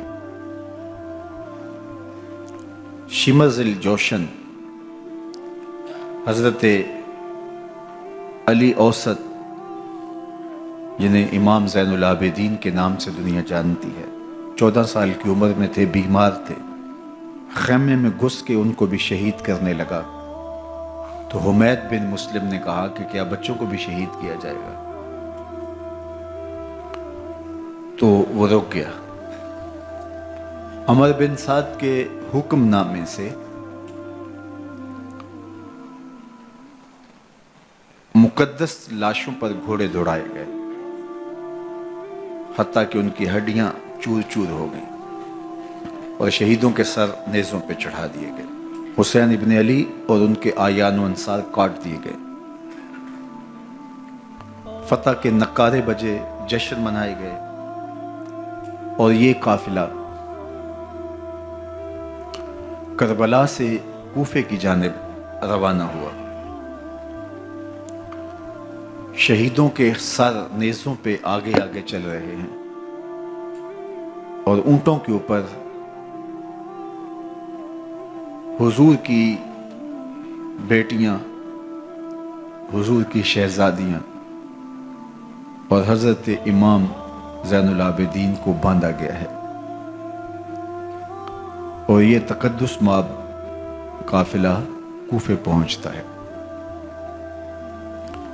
ابن زیاد بہت خوش تھا کہ جیسے اس نے کوئی بہت بڑا کام کر لیا ہو۔ نواسہ رسول کا سر ایک تشت میں رکھا اس کے سامنے تھا، اور وہ چھڑی سے آپ کے ہونٹوں اور آپ کے دانتوں پر ضرب لگاتا۔ حضرت زید بن ارقم رضی اللہ تعالی عنہ صحابی رسول اس مجلس میں موجود تھے۔ وہ کھڑے ہو گئے، غصے سے ان کا بدن کانپ رہا تھا، اور آپ نے کہا، ظالم، چھڑی کو یہاں سے ہٹا لے، میں نے خود ان آنکھوں سے رسول اللہ کو یہ ہونٹ چومتے ہوئے دیکھا ہے۔ ابن زیاد غصے میں بپھرا ہوا بولا، اگر تو بوڑھا نہ ہوتا تو میں تیری گردن اڑا دیتا۔ حضرت زید بن ارقم روتے ہوئے دربار سے باہر نکلے، اور ساتھ اہل کوفہ کو مخاطب کر کے کہا کہ اہل کوفہ، تم نے حسین ابن علی کو شہید کر دیا، اور ابن مرجانہ کے غلام بن گئے۔ حضرت زینب سلام اللہ علیہا ایک کونے میں بیٹھی تھی، پرانے کپڑوں میں ملبوس۔ ایک وہ وقت بھی تھا کہ سیدہ زینب سلام اللہ علیہا جب کوفے میں آئیں،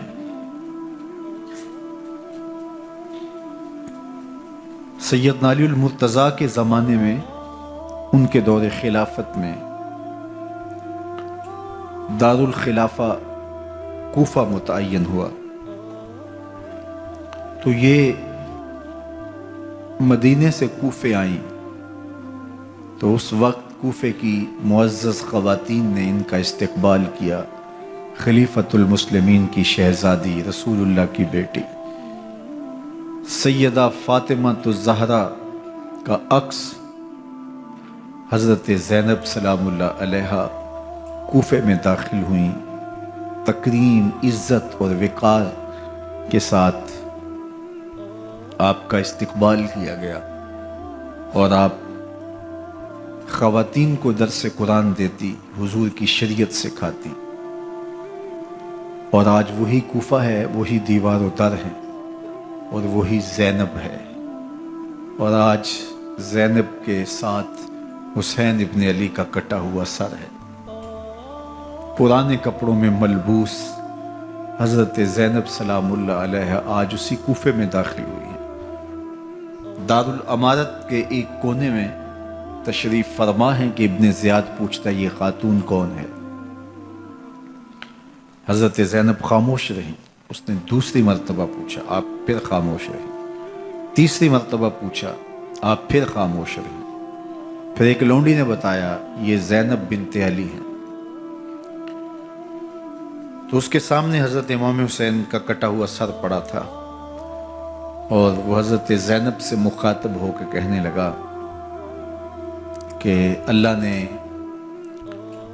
تمہیں شکست دی اور یزید بن معاویہ کو فتح عطا کی۔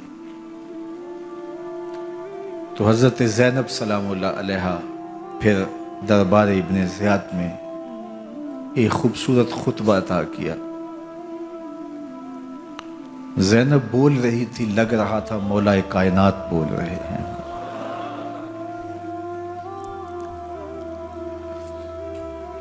یہ خطبہ بامر مجبوری تھا، ابن زیاد کی خرافات کا جواب تھا۔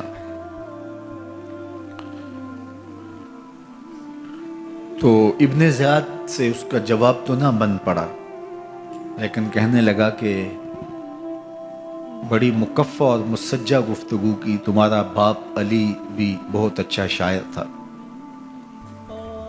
تو سیدہ زینب سلام اللہ علیہا نے فرمایا ہمیں مکفہ گفتگو سے کیا غرض، یہ تو ایک حقیقت ہے جو ہم نے بیان کی۔ تو حضرت علی اوسط امام زین العابدین بھی پاس تھے، تو دیکھ کر کے کہنے لگا کہ یہ لڑکا کون ہے؟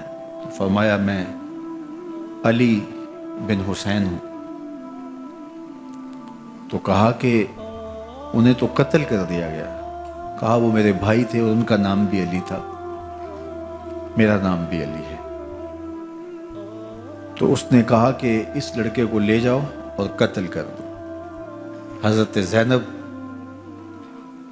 علی اوسط امام زین العابدین کے ساتھ چمٹ گئیں اور کہا کہ اگر تم اسے قتل کرو گے تو اس کے ساتھ مجھے بھی قتل کرنا ہوگا۔ تو ابن زیاد کہنے لگا کہ یہ عورت سچ کہتی ہے، واقعی اس کے جذبات یہی ہیں۔ اور الصلاۃ جامعہ کی پکار کے ساتھ مسجد کوفہ میں آ گیا۔ کوفے کے لوگ سارے ابن زیاد کے سامنے تھے۔ امام حسین کا کٹا ہوا سر ابن زیاد کے سامنے تھا اور اس نے کہا کہ اللہ نے یزید بن معاویہ کو فتح دی اور کذاب ابن کذاب معاذ اللہ حسین ابن علی کو شکست دی۔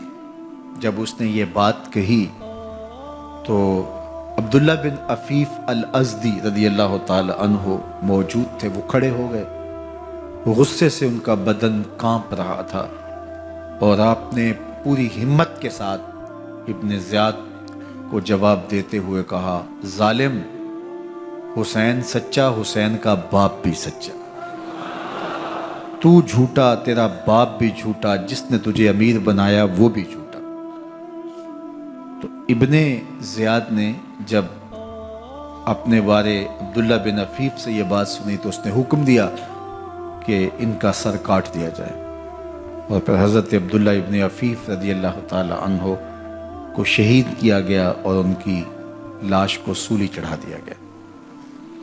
حق کی راہ کے یہ مسافر اپنی جان کس طرح راہ خدا میں سپرد کر رہے تھے۔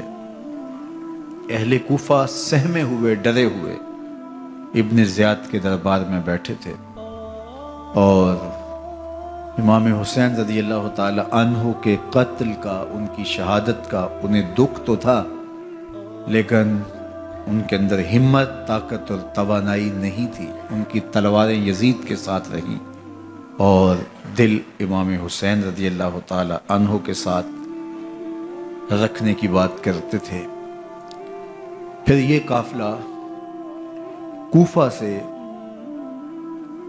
چلتے چلتے دمشق کی جانب عازم سفر ہوا۔ ایک اونٹ پہ تین لوگوں کو سوار کیا گیا تھا۔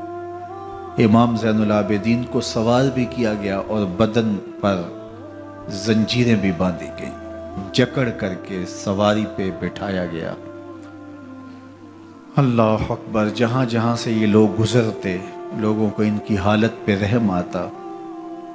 بہت سارے لوگ نہیں جانتے تھے یہ کون ہیں۔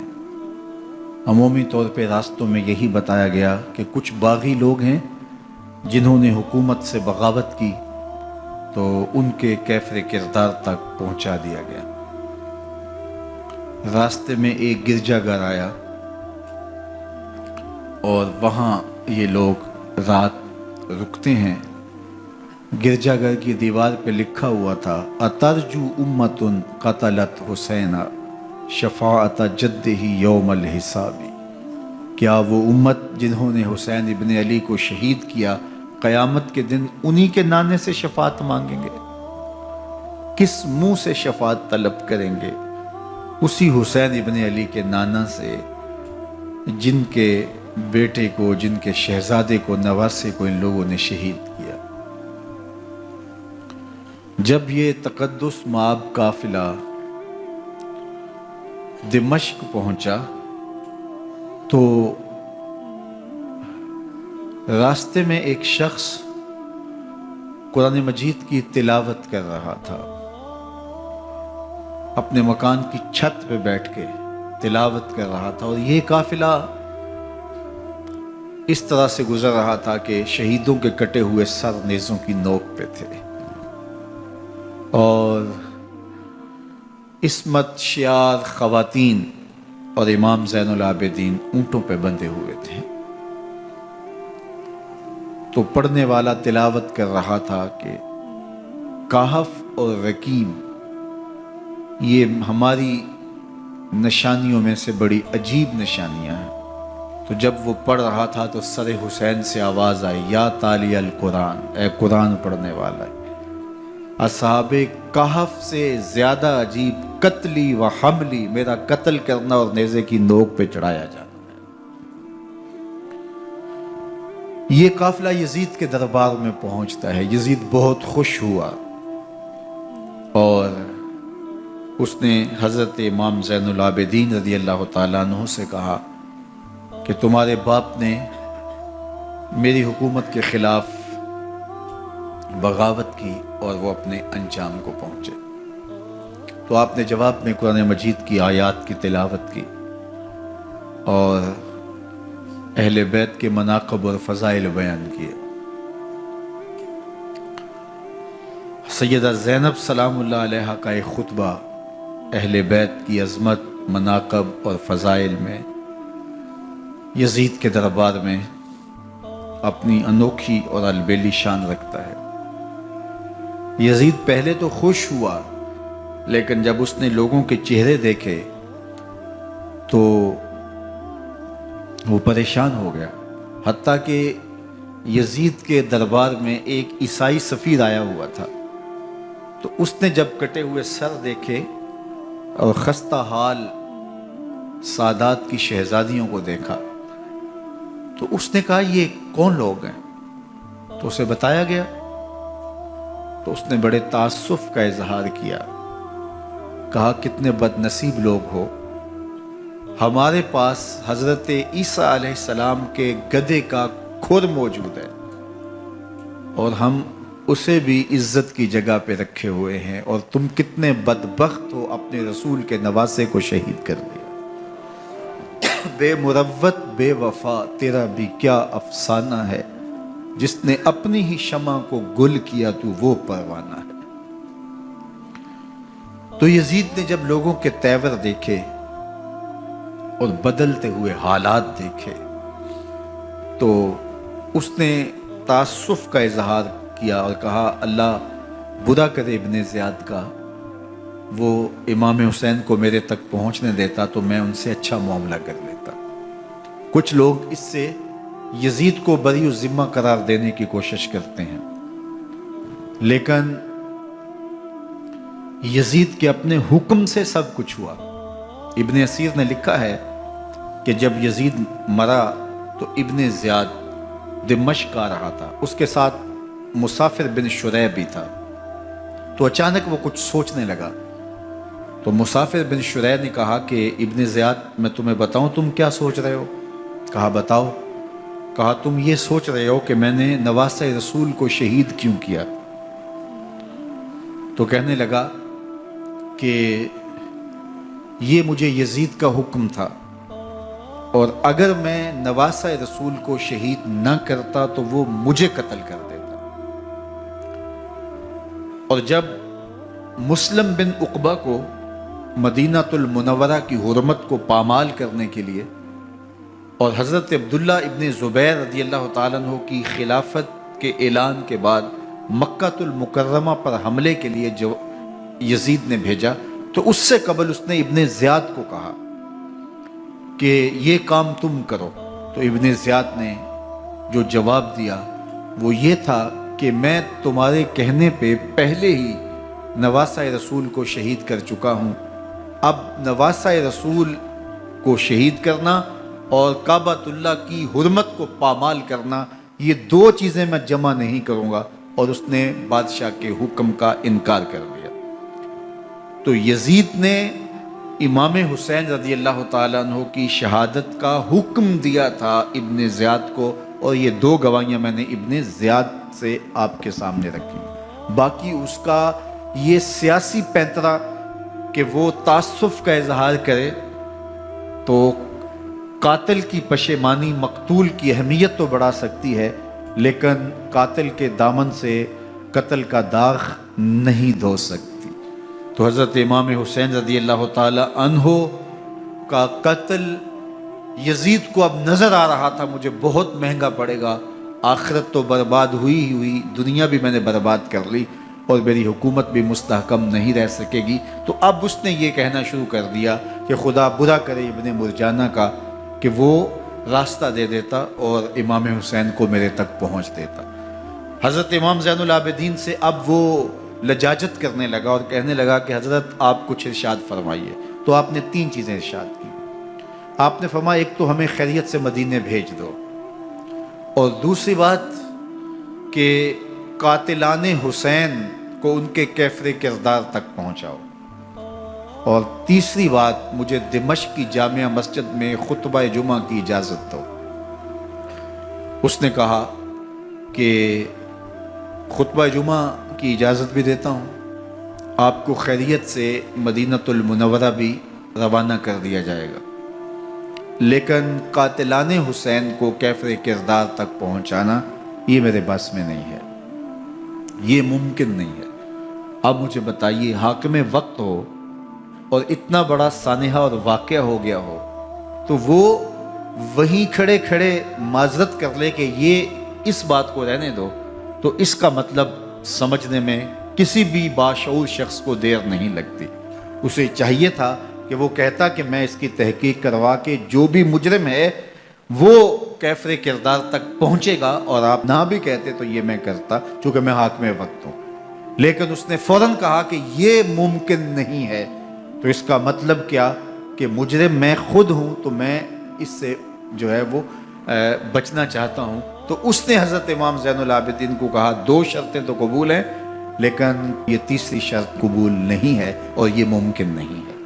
تو یہ واضح اس بات کا اشارہ ہے کہ یزید کے حکم سے، اس کی منشا سے اور اس کے کہنے سے حضرت امام کو شہید کیا گیا، اور اس نے حضرت امام حسین رضی اللہ تعالی عنہ کے مبارک لبوں پر چھڑیاں بھی ماری اور آپ کے دانتوں پر ضربیں لگائیں چھڑیوں۔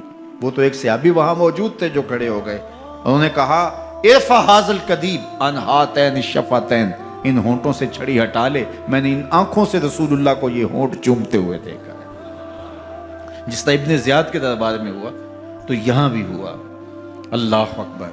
تو یزید اپنے تئیں خوش تھا، لیکن لوگوں کے احتجاج کی سکت نہیں لا سکتا تھا کہ نواسہ رسول کو شہید کر دیا گیا، تو وہ یوں اپنی بات کو چھپانا چاہتا تھا اور بات ابن مرجانہ ابن زیاد پہ ڈالنا چاہتا۔ لیکن ابن زیاد کہتا ہے کہ اگر یزید کے کہنے پہ میں امام حسین کو قتل نہ کرتا تو میں قتل کر دیا جاتا، اور میں غزوہ کعبہ اور قتل امام حسین دونوں کو جمع نہیں کر سکتا، لہٰذا اب میں یزید کا یہ حکم نہیں مانوں گا، اس نے پہلے مجھ سے بہت بڑی زیادتی کروائی ہے۔ یہ تاریخ کی معتبر کتابوں کے اندر موجود ہے۔ اب یزید نے کہا دو باتیں مان لیتا ہوں، آپ کو مدینہ المنورہ بھی رخصت کر دیتے ہیں، اور دوسرا آپ کو مسجد دمشق میں خطبہ کی اجازت بھی دیتے ہیں۔ اللہ اکبر۔ یہ وقتی تصرف تھا اس کا، ورنہ یہ کون ہے اجازت دینے والا؟ منبر تو حسین ابن علی کے نانے کا ہے۔ خیر، مسجد دمشق میں گئے، لوگوں کا ہجوم تھا، حضرت امام زین العابدین منبر پہ جلوہ فراز ہوئے۔ خطابت تو ان کے گھر کی لونڈی ہے، تو جب آپ نے کھڑے ہو کر کے خطبہ دیا اور فضائل و مناقب اہل بیت بیان کیے، لوگوں کے سینوں کے اندر آتش محبت اہل بیت کی جوش مارنے لگی۔ یزید ڈر گیا کہ اگر کچھ دیر خطبہ جاری رہا تو کہیں ایسا نہ ہو کہ لوگ میرے خلاف اٹھ کھڑے ہوں، تو اس نے مؤذن کو اشارہ کیا اور وہ اذان دینے لگا۔ تو اس نے کہا اللہ اکبر اللہ اکبر، تو حضرت امام زین العابدین نے کہا اس میں کوئی شک نہیں کہ اللہ سب سے بڑا ہے۔ پھر کہا اشہد اللہ الہ الا اللہ، تو امام زین العابدین نے فرمایا کہ ہم نے اس بات کی اپنے خون سے گواہی دی ہے کہ اللہ کے علاوہ کوئی معبود نہیں ہے۔ پھر اس نے کہا اشہد ان محمد رسول اللہ، تو حضرت امام زین العابدین نے یزید کی آنکھوں میں آنکھیں ڈال کے کہا یزید دیکھ، اذان میں تیرے نانے کا نام ہے یا میرے نانے کا نام ہے؟ تو حسین ابن علی رضی اللہ تعالیٰ عنہ کا نام کبھی بھی مٹنے والا نہ زیاد کا وہ ستم رہا، نہ یزید کی رہی وہ جفا، رہا تو نام حسین جسے زندہ رکھتی ہے کرم۔ یزید نے امام حسین رضی اللہ تعالیٰ عنہ کو راستے سے ہٹا دیا۔ اس کا خیال تھا کہ یہ باغی ہیں اور میں ان کو کچل دوں۔ حضرت امام حسین شہید کر دیے گئے، ان کا خاندان شہید کر دیا گیا۔ صرف 14 سال کے امام زین العابدین رضی اللہ تعالی عنہ اس حادثے میں، اس واقعہ میں جو ہے وہ بچے، اور سب سے زیادہ دکھ اپنی آنکھوں سے انہوں نے دیکھے۔ کربلا کا منظر بھی دیکھا، کوفے کا دارالعمارہ بھی دیکھا، اور دمشق کا دربار یزید بھی دیکھا، اور پھر یہاں سے مدینے پہنچ کر اہل مدینہ سے جو سامنا ہوا امام زین العابدین نے وہ لمحے بھی دیکھے۔ کہتے ہیں اس واقعہ کربلا کے بعد حضرت امام زین العابدین کبھی ہنسے نہیں تھے۔ جب بھی پانی پینے لگتے تو رو پڑتے، انہیں شاید سکینہ کی پیاس یاد آ جاتی تھی۔ امام زین العابدین کا رنگ زرد ہو جاتا جب کربلا کی یاد آتی، اور بسا اوقات شہر سے وحشت ہونے لگتی اور دور باہر نکل جاتے اور جا کر کے وہاں خیمہ گاڑ لیتے اور مہینہ مہینہ وہاں ذکر و فکر اور عبادت میں لگے رہتے۔ امام زین العابدین کے ہاتھوں میں ہتھ کڑیاں، پاؤں میں زنجیریں، اور اونٹ پہ باندھ کر کے جب حضرت امام زین العابدین کو شہیدوں کی لاشوں کے قریب سے گزارا گیا تو غشی پہ غشی طاری ہو رہی تھی امام زین العابدین پہ، اور وہ گھڑیاں بھی امام زین العابدین پر کتنی دردناک تھیں کہ جب شہزادیاں اونٹوں کے ساتھ باندھی گئی تھی اور امام زین العابدین اپنے بابا کا سر اپنے سامنے چلتا ہوا دیکھتے تھے، اور یہ دردناک لمحے کہ جب رات کی گھڑی آئی تو زینب سلام اللہ علیہ نے دیکھا کہ زین العابدین کے آنسو نہیں تھمتے اور ان کو غشی پہ غشی آتی ہے، تو وہ آگے بڑھ کے ان کو اپنی آغوش میں سمیٹتی ہیں اور کہا زین العابدین کیا ہوا؟ کہا کہ پھپھو جان اگر ہو سکے تو بابا کا سر کچھ دیر کے لیے میری گود میں نہیں آ سکتا ہے۔ وہ وقت بھی امام زین العابدین پہ آتا جب زخم اور درد اور دکھ حد سے تجاوز کرتے ہیں تو زین العابدین مدینہ کی طرف منہ کر لیتے ہیں اور حضور کی بارگاہ میں ہوا کے ہاتھوں پیغام بھیجتے ہیں، ان نلتا یا ریح الصبا یوما الی ارض الحرم بلغ سلامی روزتن فیہا النبی المحترم یا رحمتا للعالمین ادرک لزین العابدی محبوس عید الظالمی فی الموکب والمزدحم۔ امام زین العابدین نے یہ سارا دردناک منظر اپنی آنکھوں سے دیکھا اور یہ سارے دکھ سہے۔ امام زہری کہتے ہیں کہ ولید کے زمانے میں دوبارہ امام زین العابدین کو پکڑ لیا گیا اور ان کے ہاتھوں میں دوبارہ ہتھ کڑیاں اور پاؤں میں بیڑیاں ڈال دی گئیں۔ میں ملنے گیا تو جو ہی امام کے ہاتھوں میں ہتھ کڑیاں دیکھی تو میرا دل ڈولنے لگا اور میری آواز گلے میں دب گئی اور آنسو تھے کہ تھمتے نہیں تھے۔ تو امام زین العابدین نے مجھے دیکھا تو مجھے تسلی دیتے ہوئے کہا، زہری کیا ہوا تمہیں؟ تو میں نے کہا، حضرت کربلا میں تھوڑے دکھ دیکھے تھے اور اب یہ حالت مجھ سے دیکھی نہیں جا رہی۔ تو امام زین العابدین نے ان زنجیروں کو اور ان ہتھ کڑیوں کو جن سے آپ جکڑے گئے تھے جھٹکا دیا، لوہے کی زنجیریں ٹوٹ گئیں۔ کہا، زہری ہم اللہ کی تقدیر پہ راضی ہے ورنہ یہ زنجیریں کیا ہوتی ہیں۔ امام زین العابدین کو اللہ نے عزتوں سے نوازا تھا، ہر دور کے حاکم وقت ڈرتے تھے اور ان کی عزت سے حسد کرتے تھے۔ ولید بن عبد الملک بنو امیہ کا بڑا تگڑا حکمران گزرا ہے۔ ایک دن طواف کرتے کرتے حجر اسود کے سامنے آیا اور اس کے دل میں آیا کہ میں حجر اسود کو بوسہ کروں، لیکن رش اتنا تھا کہ آگے بڑھنے کی ہمت نہ ہوئی اور پیچھے ہٹ کے کھڑا ہو گیا کہ رش کم ہوتا ہے تو میں حجر اسود کو چومتا ہوں۔ اتنے میں امام زین العابدین رضی اللہ تعالی عنہ وہ بھی طواف کرتے کرتے حجر اسود کے قریب آئے، ایک لمحے کے لیے توقف کیا، لوگوں نے راستہ چھوڑ دیا۔ امام زین العابدین آگے بڑھے، حجر اسود کو چوما، پھر آگے بڑھ گئے۔ ولید بن عبد الملک کو بڑا غصہ آیا کہ لوگوں نے میرے لیے تو راہیں نہیں چھوڑی اور زین العابدین کے لیے راہیں چھوڑ دی ہیں۔ تو وہ اپنے درباری شاعر کو، فرزدق کو جو اس کے ساتھ کھڑا تھا، اس کو پوچھتا ہے، من ہاذا، یہ کون ہے؟ حالانکہ اسے پتا تھا یہ امام زین العابدین ہے۔ بعض اوقات سوال تفہیم کے لیے کیا جاتا ہے، سمجھنے کے لیے کیا جاتا ہے، اور بعض اوقات سوال تحقیر کے لیے کیا جاتا ہے۔ جس طرح کسی شخص کو آپ پسند نہ کرتے ہو اور وہ کوئی کام کرے تو آپ کہتے ہیں یہ کون ہے، یہ کون ہے؟ تو اس نے کہا، من ہاذا، یہ کون ہے؟ اب فرزدق شاعر تھا اور درباری شاعر تھا، اسے اچھی طرح پتا تھا کہ من ہاذا سے بادشاہ کیا سننا چاہتا ہے، لیکن آج اس کی غیرت ایمانی جاگی۔ بادشاہ نے کہا، من ہاذا، یہ کون ہے؟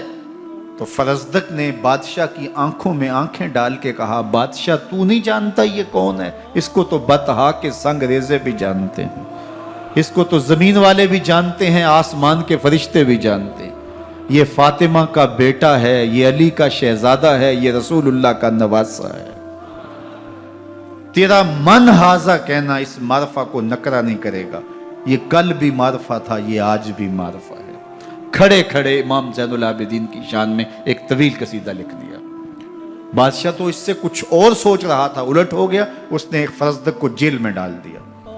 امام زین العابدین کو پتا چلا، آپ نے اشرفیوں کی 2 تھیلیاں خادم کے ہاتھ بھیجی کہ ہماری وجہ سے تمہارے اوپر یہ افتاد پڑی ہے۔ تو اس نے تھیلیاں قبول کی، چوما آنکھوں سے لگائیں اور پھر خادم کے ہاتھ میں دیتے ہوئے کہا، امام کو میرا سلام دے دینا اور کہنا، حضرت ساری زندگی نے ٹگوں کے لیے، ان پیسوں کے لیے، اشرفیوں کے لیے شاعریاں کی ہیں، یہ جو میں نے قصیدہ لکھا ہے آپ کے نانا کی شفاعت کے لیے لکھا، جو دلوں کو فتح کر لے وہی فاتح زمانہ۔ امام حسین کو تو کاٹ دیا گیا نا، اس لیے کاٹ دیا گیا کہ یہ ہماری حکومت سے بغاوت کر رہے ہیں، انہوں نے یہ کہا، بہانہ یہ بنایا، نظم حکومت میں یہ مخل ہو رہے ہیں، لہٰذا انہیں شہید کر دیا گیا۔ نہ صرف انہیں شہید کیا گیا، سر کاٹے گئے، نیزوں کی نوک پہ چڑھائے گئے، لاشوں پہ گھوڑے دوڑائے گئے. کیا کیا ظلم تھا، کیا کیا جبر تھا جو روا نہیں رکھا گیا. پیاسا رکھا گیا، بھوکا رکھا گیا، 6 ماہ کے بچے بھی نہیں چھوڑے گئے.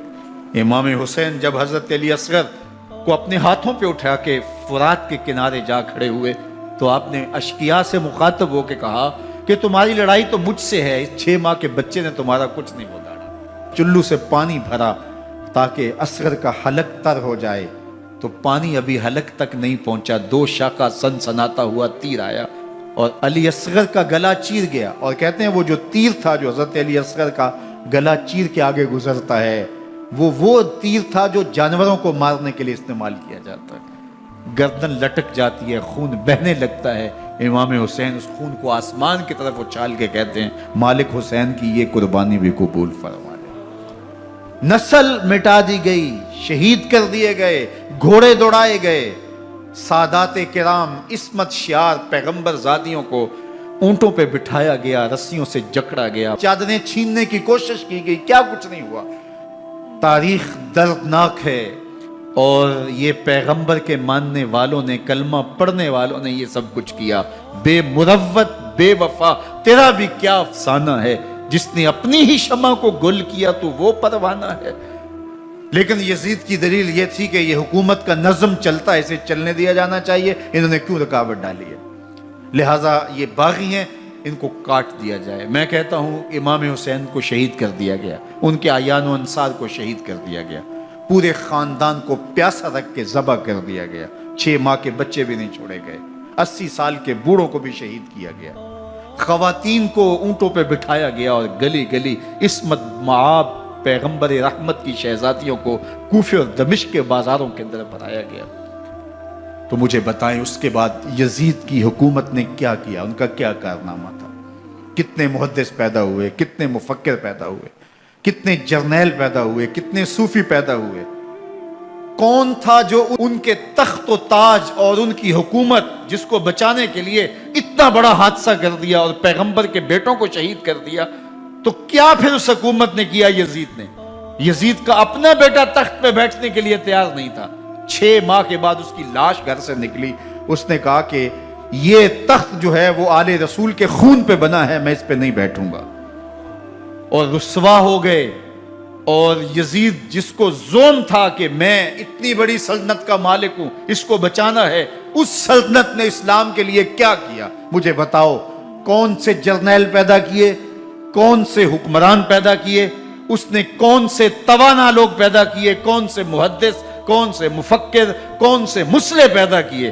اور جس خاندان کو کاٹ دیا گیا، صرف ایک 14 سال کا علی اوسط زین العابدین بچا. اور ذرا حسین ابن علی کی نسل دیکھو، جعفر صادق کس نسل سے ہیں، باقر العلوم کس نسل سے ہیں، حضرت غوث اعظم کس کے شہزادے ہیں، حضرت داتا گنج بخش علی حجویری کس کے بیٹے ہیں، اور حضرت معین الدین چشتی اجمیری کس کے بیٹے ہیں.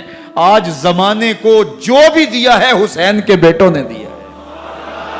یزید تخت بچا کر بھی امت کو کچھ نہ دے سکا، اور امام حسین نے سب کچھ لٹا کے امت کو ایمان کی بہاریں عطا کر. آج جہاں بھی ممبر و محراب کی رونق نظر آ رہی ہے، اس کے پیچھے حسین کا کوئی بیٹا کھڑا ہوا نظر آ رہا ہے. اللہ اکبر. اس دین کے خاکے میں رنگ ہی حسین ابن علی کے خون نے بھرا ہے. حسین اگر نہ شہید ہوتا تو آج گھر گھر یزید ہوتا، اسلام کی عظمت عیاں نہ ہوتی، خدا کے گھر میں اذان نہ ہوتی. بار الہا نوحہ سناتا پھرتا، تا روز جزا اشک بہاتا پھرتا. امداد نہ کرتے اگر کربلا میں حسین، اسلام تیرا ٹھوکریں کھاتا.